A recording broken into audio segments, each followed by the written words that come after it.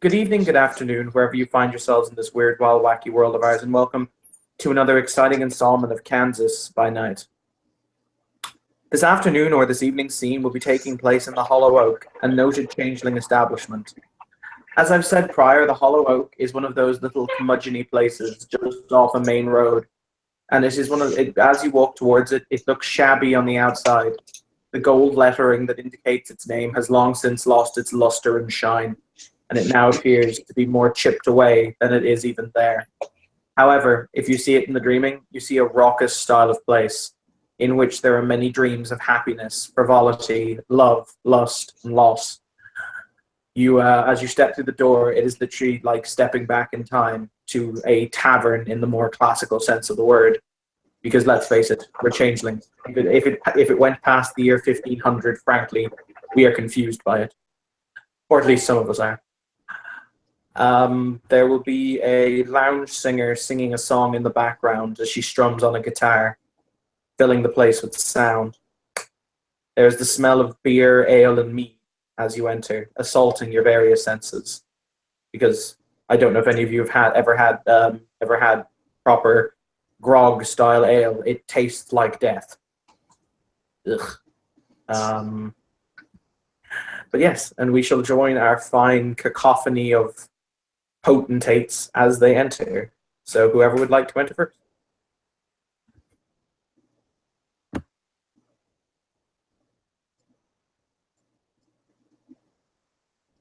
I guess I'll start the scene out.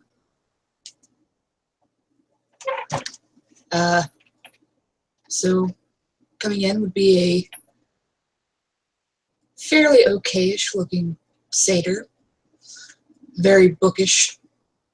She keeps pushing up on her glasses. She finds a seat at the bar, pulls out a book, orders a glass of red wine. It's been a tough day. The Boggin behind the bar, who looks like he has more wrinkles than you've had hot meals, kind of nods and jumps down to the lower section of the bar. And by jumps down, I mean literally jumps. He's only about 3 foot tall. Has to get some leverage to go down. But he will climb back up the set of stairs with the bottle of wine in hand. He'll say, "You look like I should just leave the bottle, missy." And he'll plonk it down in front of you. She'll nod a bit and smile and go, "Probably a best idea." Okay, so who shall venture in next? Venture.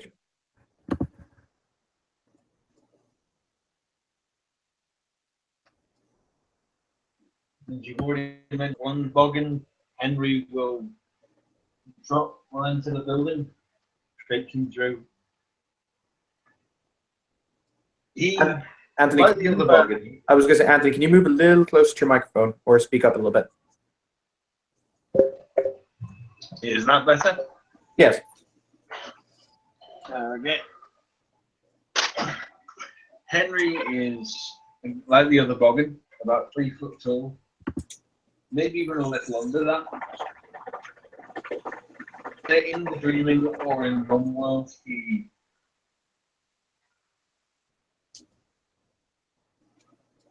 will walk in with a cane that, when viewed through the dreaming, is quite obviously a sword in its sheath. Not quite naturally enough a short sword. And after a great deal of puffing, he will pull himself up into one of the stools. The other Boggin. I would like a beer.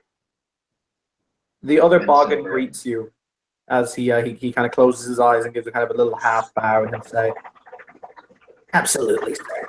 Any particular vintage or any particular tap, or shall I let my imagination go wild?" I trust in your imagination.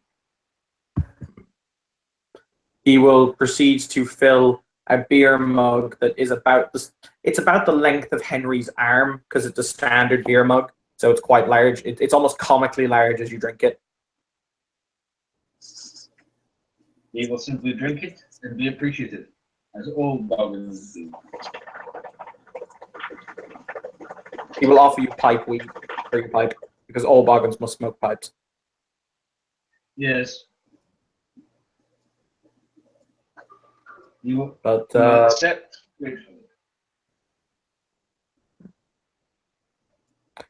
okay. Who's a coming in next?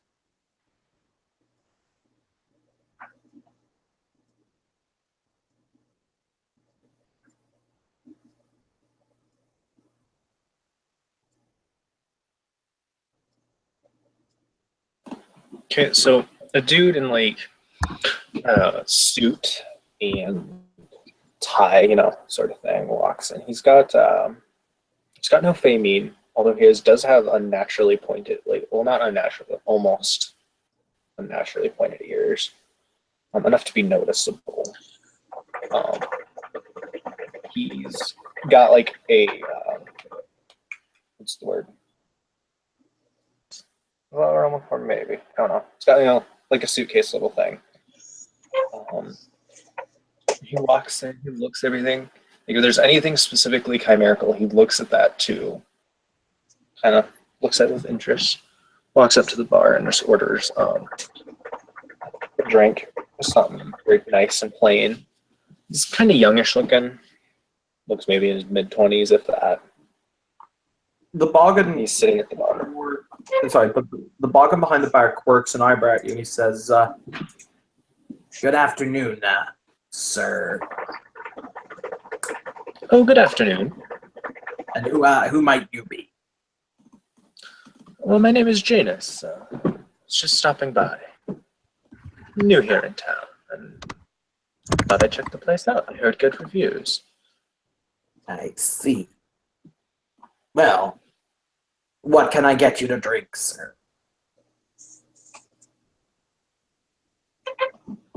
A beer, I guess. That sounds Very good. normal. I'm not going to lie, the little Boggin says as he comes back with the beer in his hand. He says, we don't get many of your kind in here who don't come in with their benefactor. He looks kind of stressed. Oh. He sounds very intrigued. The Boggin, by the way, this Boggin's name is Seamus, Anthony. You know Seamus. Because all Boggins know each other. Yes. We'll kind of blink at you, kind of. He's trying to put into words his phrasing, and he's just trying to like think if you can help him with words. I think what he generally means is we don't get any child there, or even young people.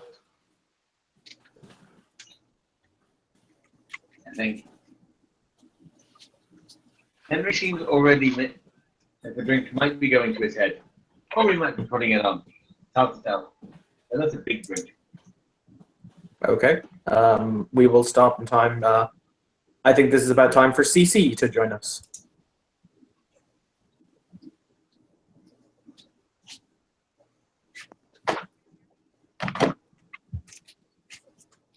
Or not. What? No, we can't hear you, Kim.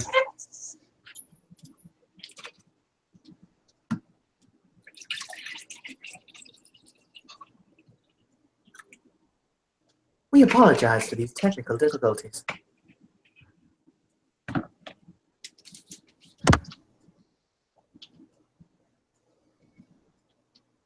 We still can't hear you if you're saying anything.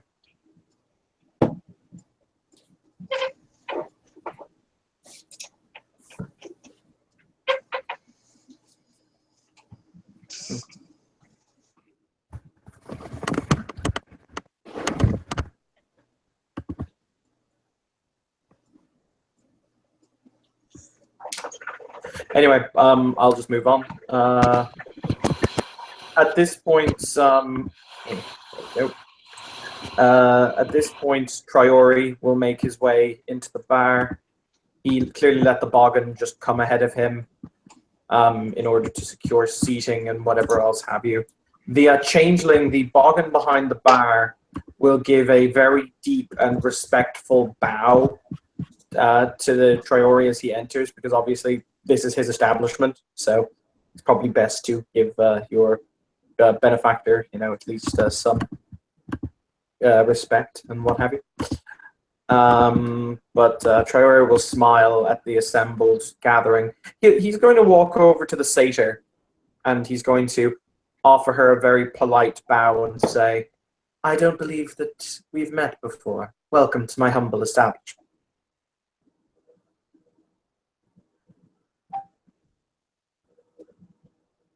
Oh, okay.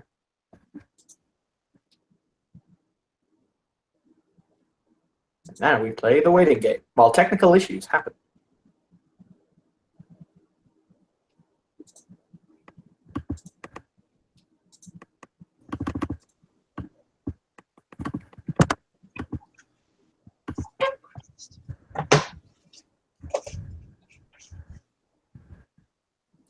Are you back with us, Julia?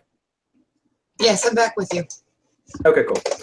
Basically, she walks in, and he will walk up to you, and he will give you a polite bow and say, "Yours is a face I don't believe I've seen before. Welcome to my humble establishment." She'll smile and put her book down. Yeah, I need a outlet today. Rough day at work. I don't usually go out.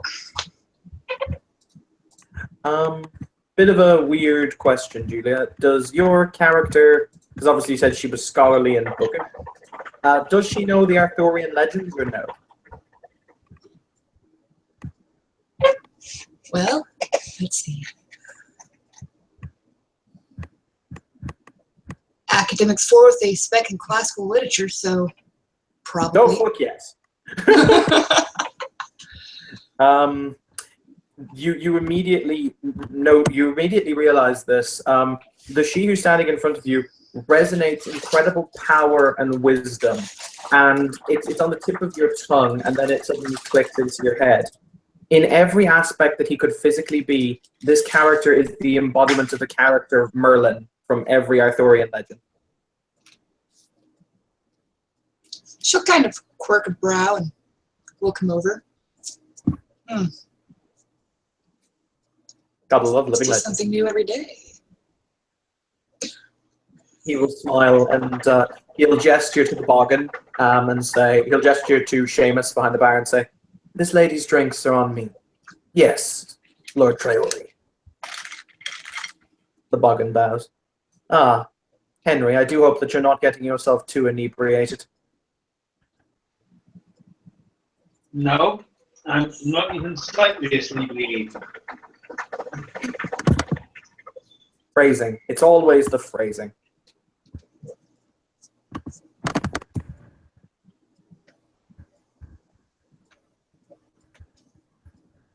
So, sorry, but where are we? We are at the Hollow Oak, which is the Changeling Bar. Okay.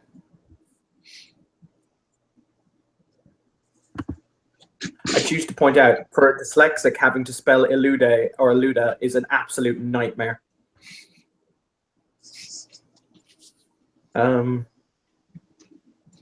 But yes, we're just at the Changeling Bar, so feel free to come on in whenever.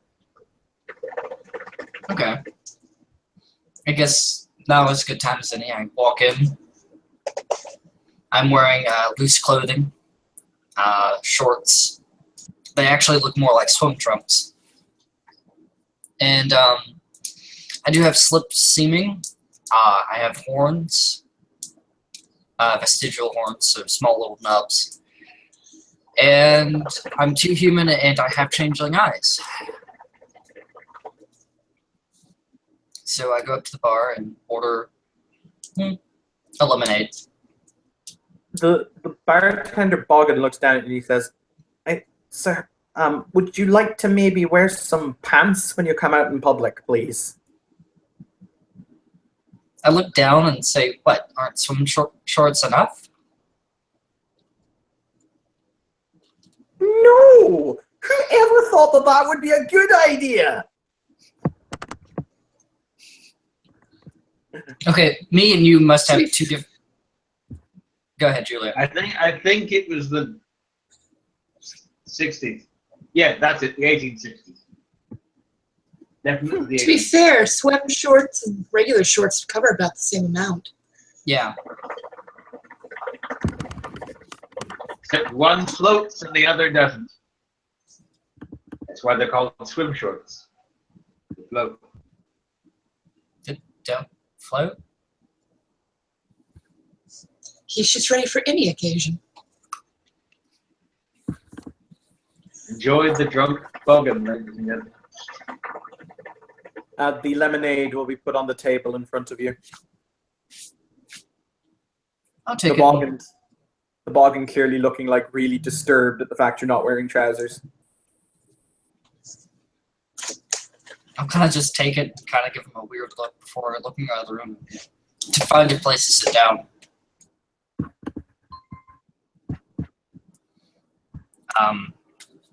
I guess I spot the other satyr in the room, and I go and sit down close to her, but not at the same table as her. I'm just at the bar, hon. Oh. Then I sit like a seat or two down from you. And do forgive me, Priori will say, walking up to the other person he doesn't know in the bar and looking up and down and saying, "My name is Priori Aperlude, and you are, sir?" Me? We met Traori. No, he's talking to Joey's character. Oh. He looks over, flashes a bright smile. "Oh, my name's Janus. Nice to meet you." And he holds out a hand for a handshake. Priori will take the hand and shake it, and he will say, "I see. You forgive me, but it is rather. Where is your master? Is the wrong term, but your sponsor?" He kind of tilts his head to the side in a very confused manner. I'm sorry? Well, the one who brought you into our world. So my mother? Ah, he says, realization dawning on him.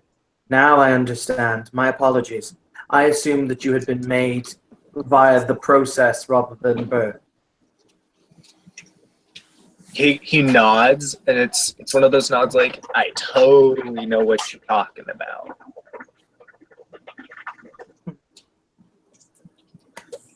By the way, Kim, do you exist or do you not? I do. Okay. Would you like to come in now? I was just gonna say Cece's already in the bar. She's just sitting in her usual spot in the back where she can just sit there and read in peace. The tiny Boggin will potter his way over and say, "Can I freshen your drink, miss?" No, thank you. If you're certain. Oh, here. He'll hand you a small folded piece of paper. She'll take it and read it. Can I have my clock back now, please? Just gonna pull it up and stick it in her pocket.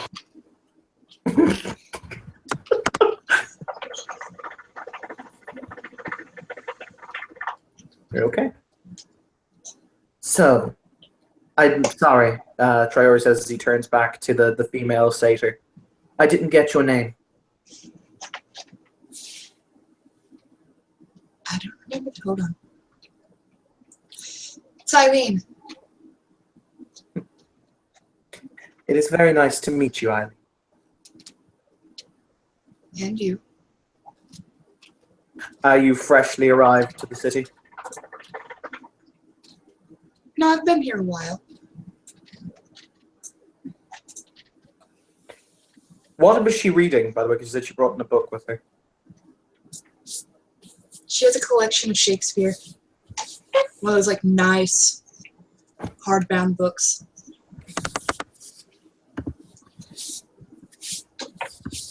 You can see he looks at the he looks at the book and he smiles for a moment.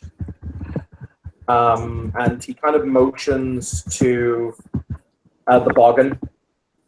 In the he motions to the Boggin and then motions to the book.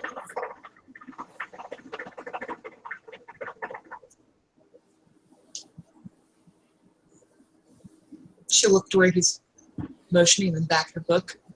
He smiles and says, "The king doth keep his revels here tonight. Take heed the queen come not within his sight." I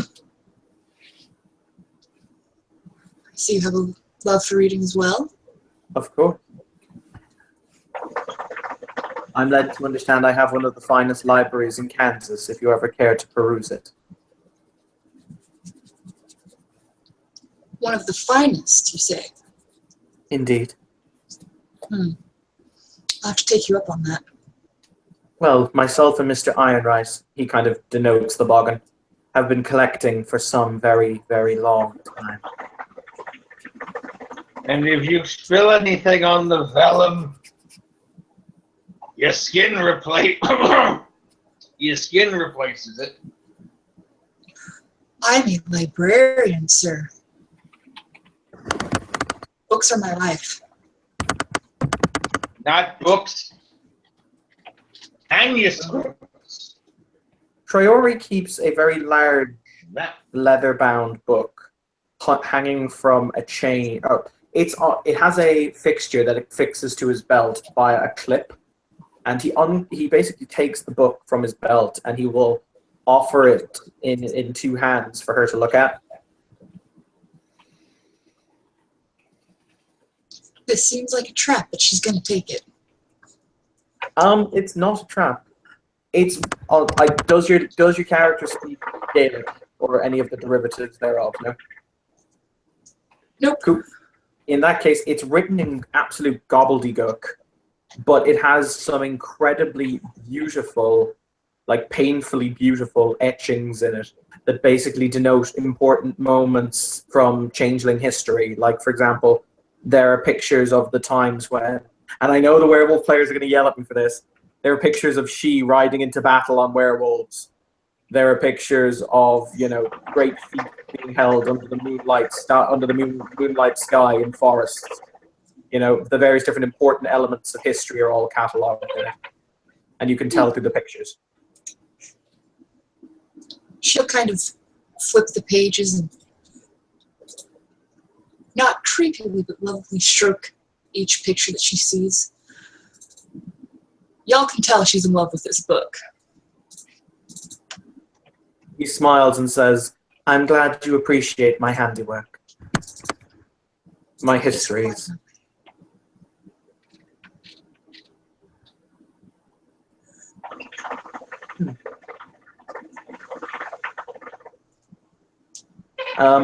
Traore kneels down and whispers into Henry's ear and kind of denotes CC at the back of the room and basically says, "Well, you wanted to go and talk to her about our missing clock. She's right over there." he looks up, like sort of blearily notices her, and actually shouts across the room, "Hey, clock thief! You there? Not you, the one sitting. Wait, there's only one of you. Right." And at that point, he hops down and walks up to Susu.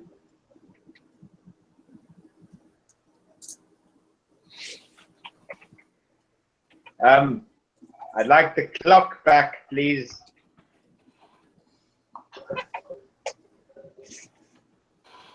She'll just look up and arch an eyebrow. Well, either you or one of the others. And I think I'd have noticed. Wasn't that? Why exactly do you automatically blame me? Well, you have broken into my house twice. You're also a pixie. I actually get up at this point because, it's creating a loud commotion, and I walk over and say, I would be happy to pay for the missing clock. Triori looks at him and smiles and says, "Very well. You're happy to pay what I paid for the clock." Within reason. Henry actually starts laughing. Like drunken hysterical laughter. I'm just assuming this is just a standard clock piece or timepiece. I'm not quite sure what the whole commotion is about. Oh.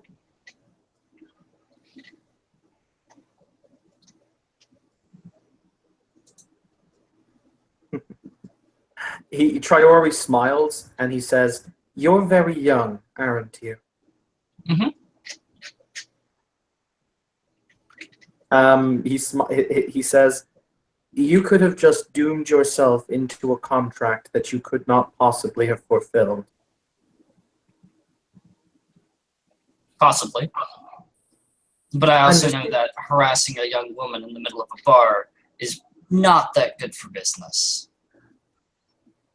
He'll nod and he'll say, "Mr. Ironright has simply had a little bit too much to drink. Isn't that right, Mr. Ironright?" He's still laughing. You get. Now then, there's a You know very what? simple. Cece will just close her book and she'll stand up and she'll say, "You know, I would think for a she you would employ some better people, maids, manservants, whatever you call them, instead of, well, complete and utter jackasses. I'll find your clock. I'll bring it back to you. But thanks for thinking I'm the one that did it." And she'll just turn Oh. around and walk out. You will stay there, Fisky. No, she's not. She's walking out. He will very calmly sigh and say, "A knight of the realm has given you an order. Please obey it." And she's gone. I beg your pardon? Yeah, she just walks out. Okay, Kim, would you like to roll initiative, please? Sure. Okay. Oh, books. I have to check in books for things in books.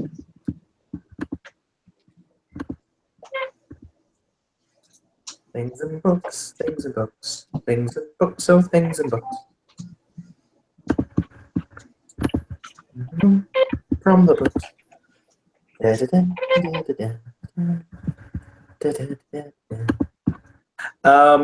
What are you actually looking for? Nothing. I just have to get the wording on something.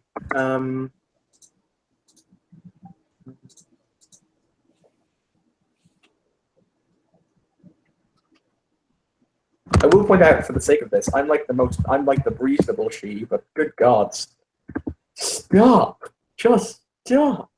Mhm.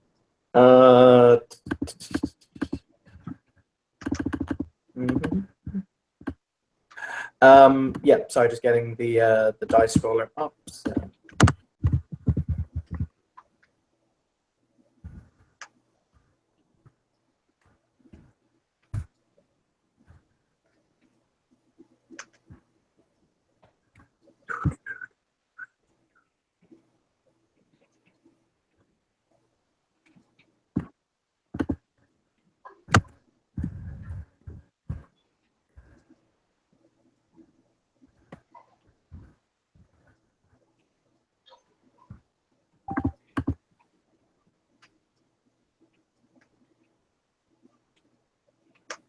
Yep, he left the book in your hands, by the way, Julia. That's just somewhat important.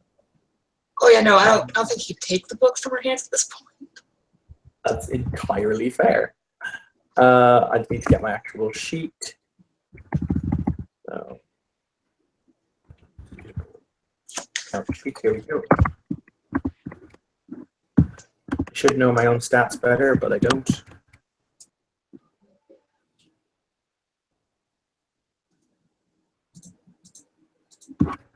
Okay, so that.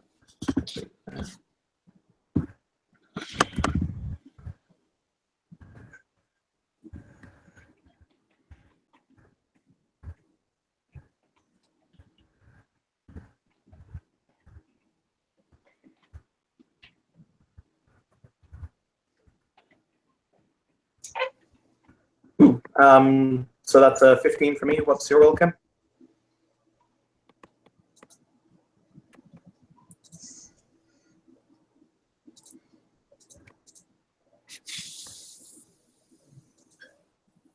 Tiger. I like it whenever the phrase "roll initiative" happens. Tiger's just like, "Oh, I must be there." I sense initiative.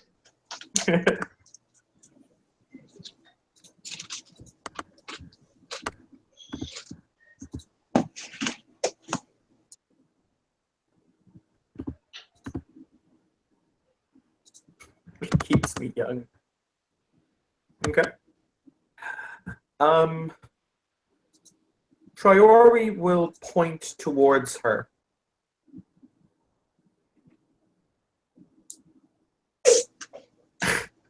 Triori points at her, and he says words to the effect of,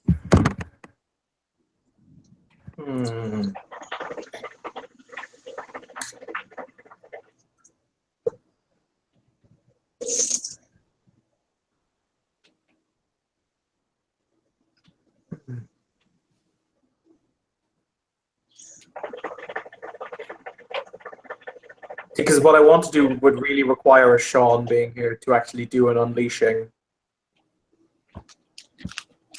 Crap.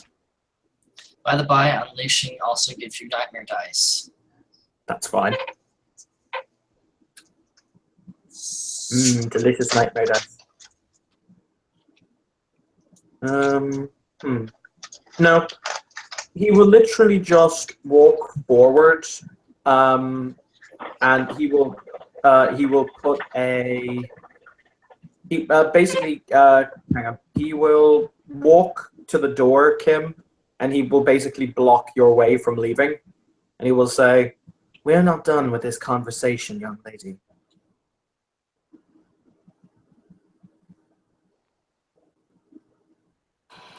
Told you. I'll get your clock back. No. Let me leave so I can get the stupid clock back. Well, the problem here is not that you are getting the clock back, it's that you refuse to admit what you did and apologize for it. And what proof do you have that I did it? Did you not steal my clock? What proof do you have that I did? Do you wish me to present proof that you did in fact steal my clock? I mean, it would be nice. Other than just blatantly blaming the pixie. He will Because say, I've entered your house through means other than the front door. I believe we call that breaking and entering. I didn't break anything. I just entered.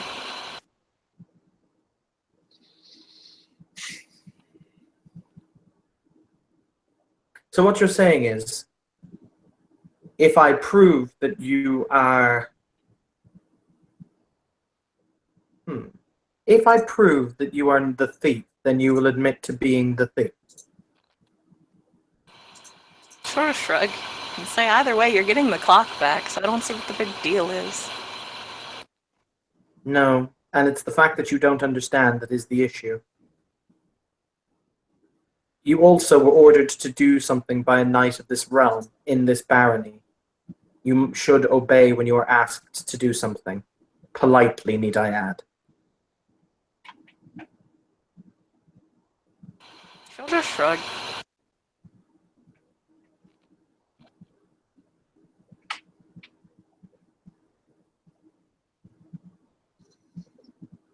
Very well. Do you swear to me an oath that it was not you who stole from me? Sorry, dear. Already under one oath. Don't feel like getting another one. He smiled and said, you could have cleared yourself and your name with a single yes.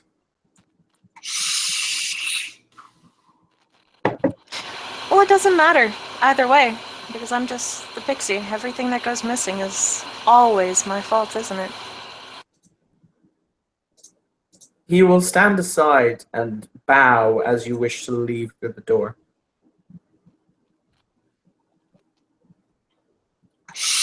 and she'll just go through. On an out of character note, if Sean was here, there would have been an unleashing, so that I would have unleashed naming and basically been like, and let thief forever be thy name. That would have been a fun unleashing. Sad panda. Oh well. Triori will straighten his robes and he will sigh very deeply before going to the bar. The barman will pour him a glass of a very odd crimson liquid. It's not wine, it's probably port or something heavier than wine, and he will bow to the collective and say, I apologize for that, but I'm getting rather sick and tired of things disappearing and people breaking into my house.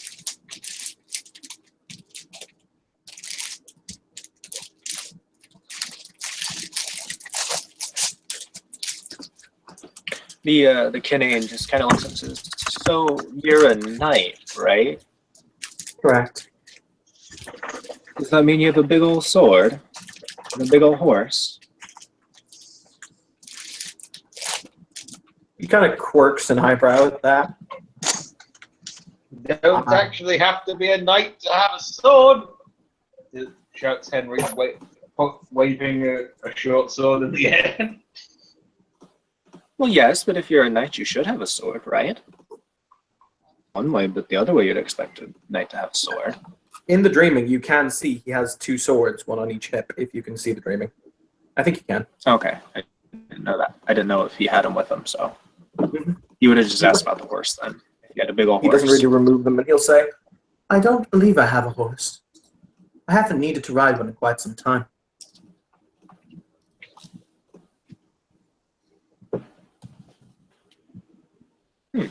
Interesting. He just kind of takes a sip from his drink.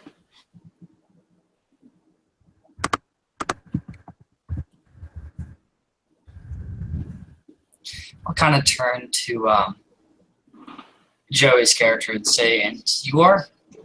I am. Oh, I'm Corey. There you go. Oh, well, my name is Janus. Nice to meet you. Oh, like the coin?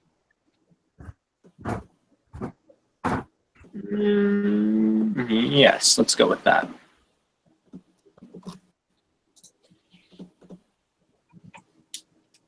I kind of just chuckle and say, "Well, nice to meet you, Janice." Nice to meet you too, as he takes another drink from his beer. What brings you in today?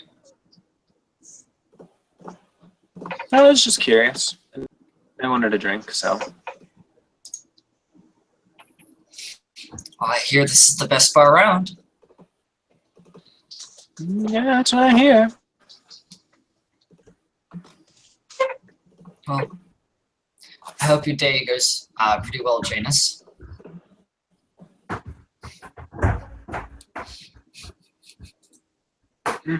You have a good day too.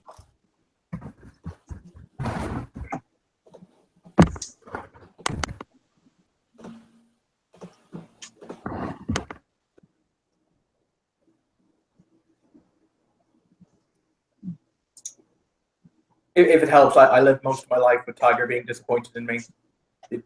Somehow it doesn't affect you.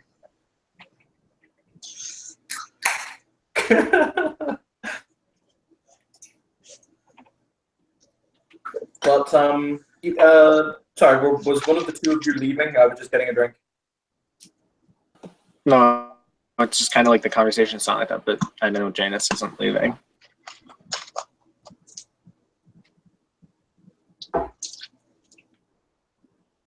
All right. Triori is going to walk over to the satyr, and he's to Corey, and he's going to say very politely, "You care about CC, yeah?" I'll kind of just give a slight nod and say, "I guess."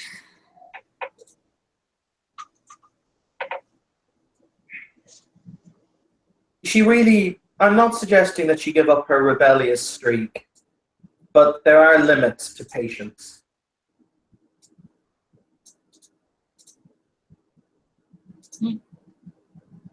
I understand. Good.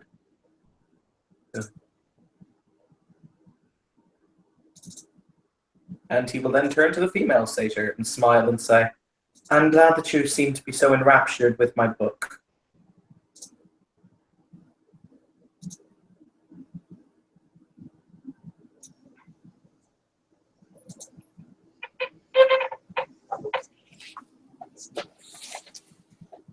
No, I don't think Julie heard me. Sorry, no, I was fixing my hair. He will he will turn, because you're not actually sitting that far from each other, to the satyr and say, to the female satyr and say, I'm so glad that you seem to be enjoying my book.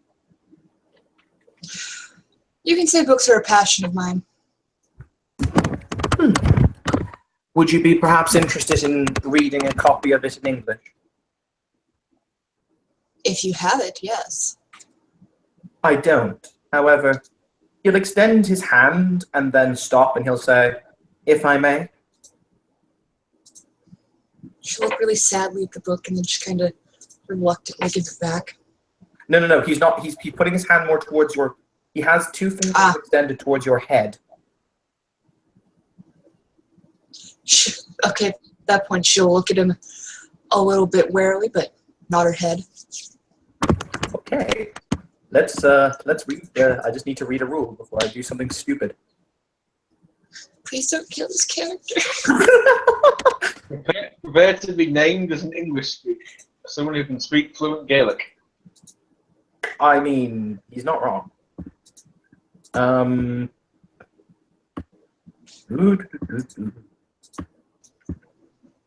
just need to go to the art section. I know what I'm doing. I just need to check what I'm doing.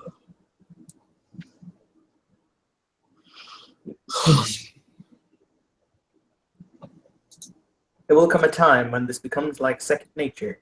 Today is not that day.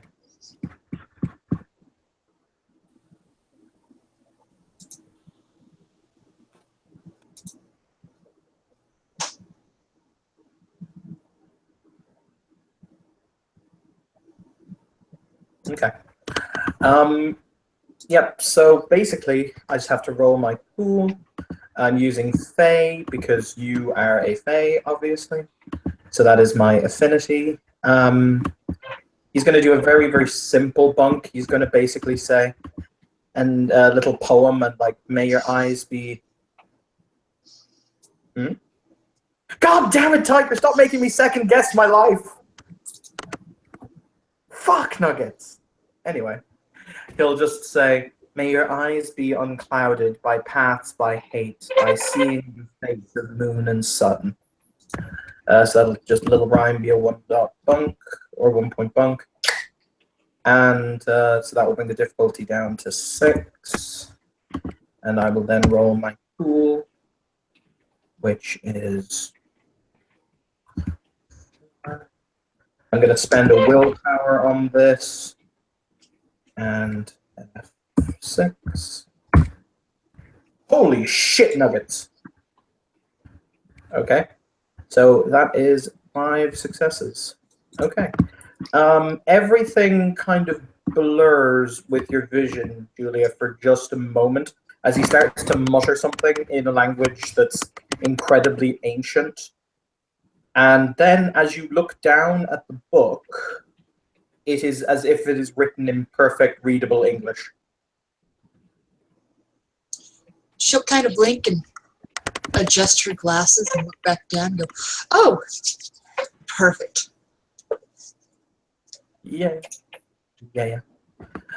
And he will say, oftentimes it's about reading between the lines as opposed to reading what's right there in front of you. She'll nod, and she'll be engrossed in the book. As I said, it's literally a book of changeling history from the very beginning to the very much now.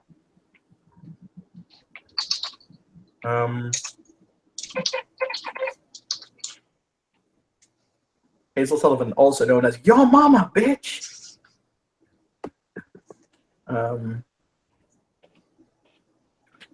But yes. So. I can't read his name.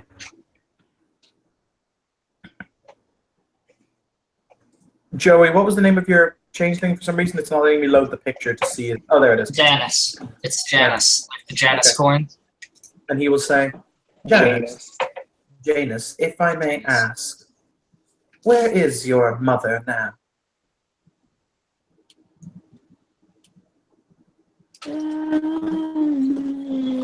She's up in sky. No.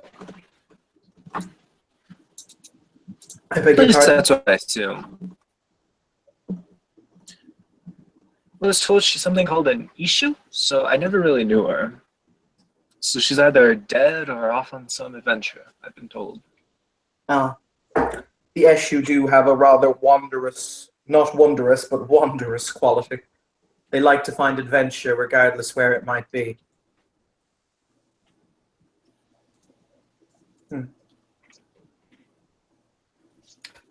Yes, that's what I'm told.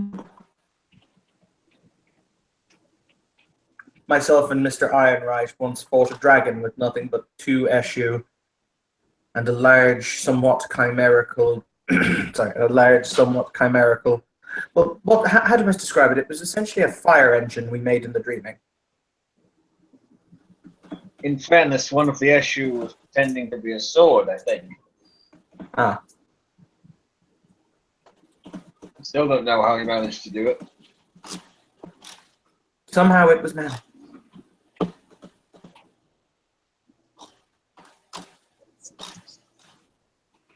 But yes, the Eshu have a rather interesting ability to always find themselves right in the middle of the most excellent of tales.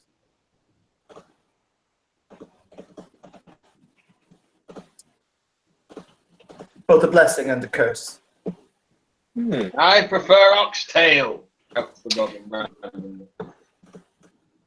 Can you for once not think with one of your 7 stomachs, please? 7? I thought it was 38. That's He gets up, starts slumping off to the bar, sits down. Then you all just hear clunk as his head hits the bar, and a loud snoring fills the room. Sigh. Sigh. Oh dear, is he going to be okay? Janus is a very, not really like disinterested, but a faux interested like voice.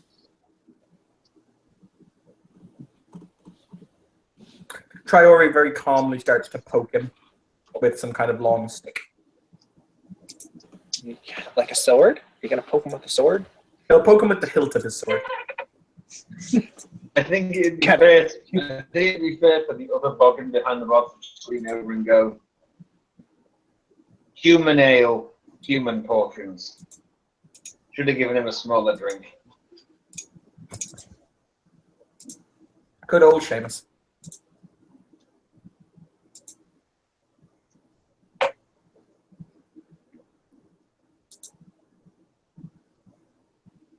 Well, no, this is Seamus. He'd probably look at him and go, this is what happens, honestly, when the young ones can't hold their drink.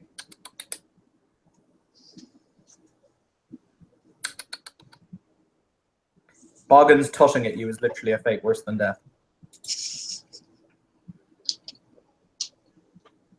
No, a Boggin tutting at your food is a fate worse than death.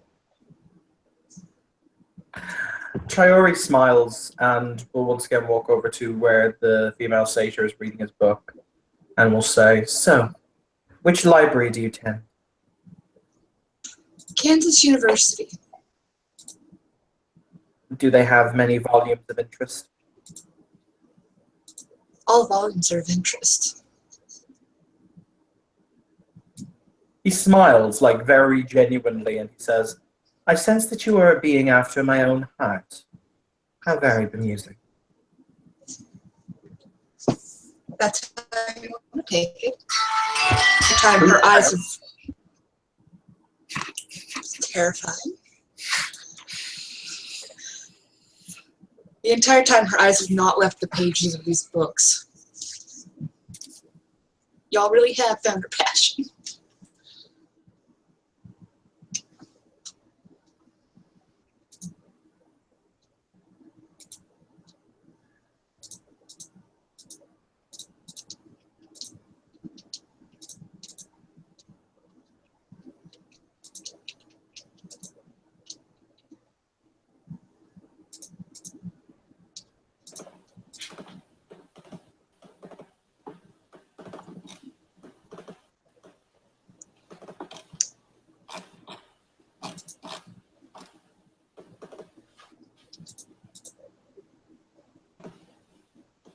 So at this point, Janus is just sipping his beer quietly, just humming to himself. And he set the briefcase down at like his feet, next to the bar stool or whatever it is.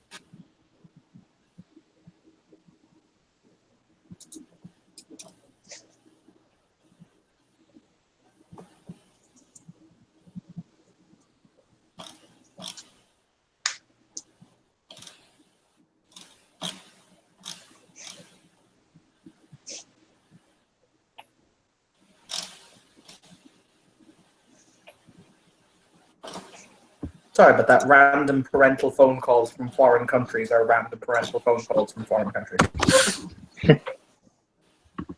But yes, Traore will smile down at the satyr reading his book, and will say, "In that case, would you care to join us, perhaps?" When Mr. Ironright, he doesn't slap him over the back of the head, but he kind of pokes him harder with the hilt of his sword, just kind of poke, to see if he's in any way conscious, or if he's gone. He's gone. Henry jerks, and you just hear filibustering firework felon. Clunk. So, well, he's gone. If you would care to join us for tea at our, if you care to join us for tea at my manor house, maybe tomorrow or the next day. Sounds quite lovely, especially if you have such an extensive library. He will casually take out his phone, because of course he has a picture of his library on his phone, because that just makes sense. Give me a second. I actually have a picture for this. I wouldn't have a picture of the library. I'd have a picture of my library. I mean, if you don't have a picture of your library, you're just not librarying hard enough.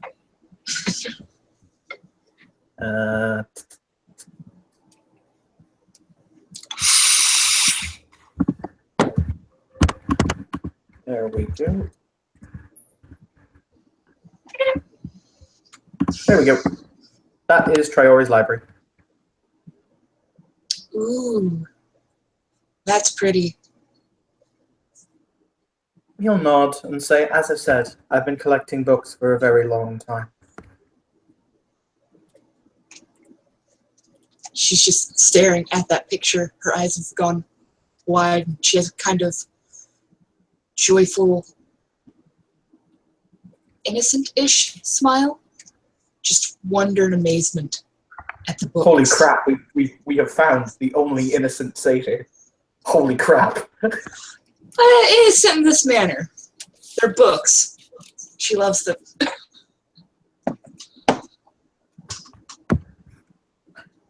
Traore will casually sigh as he picks up the boggin. You're being slung over her shoulder.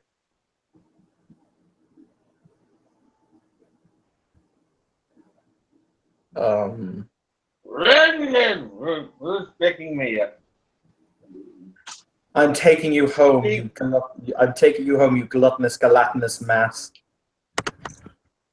I'm not the glutton that didn't eat anything. Comfortable she. Sleep on this. He will take he will have to probably pry his book out of her hand very gently, kind of like, come, give me the book. Look back up, and it's almost a heartbroken look on her face, but she'll give the book up. He will then take her hand and lightly kiss it, and will say, "It's been charming to meet you, my dear." Same for you. As he walks out the door, almost like throwing a football, he will basically toss the boggin to a woman who just stepped inside the door, who will neatly catch the boggin from midair and put him under her arm. You smell. You hear. Yes, it's called perfume. Unlike you drunken lout, who smell like cheap booze and desperation. I imagine Seamus is slightly offended at the words cheap booze. Yeah, it's nothing else other than the cheap booze that is in fact the offensive part of that.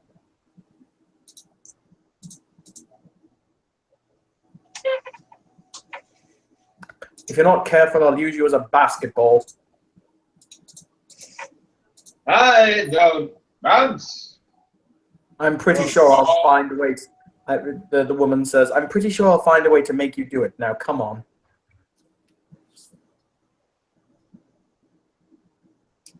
Bear in mind, Anthony, with Wayfair 1, hopscotch, anything can bounce. Don't tempt me.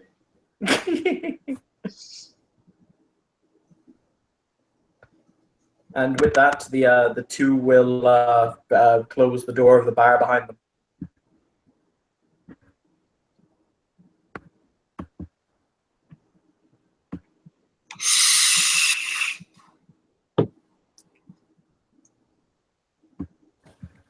Janus kind of goes, huh, that was kind of weird, and finishes his drink, pays for it, and then just kind of picks up his briefcase and wanders out the door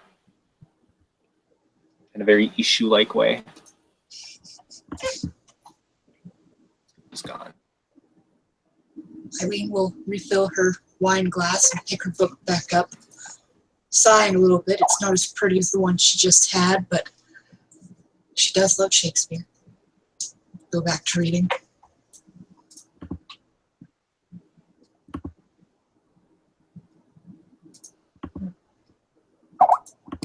In that case, if there's nothing else people want to do,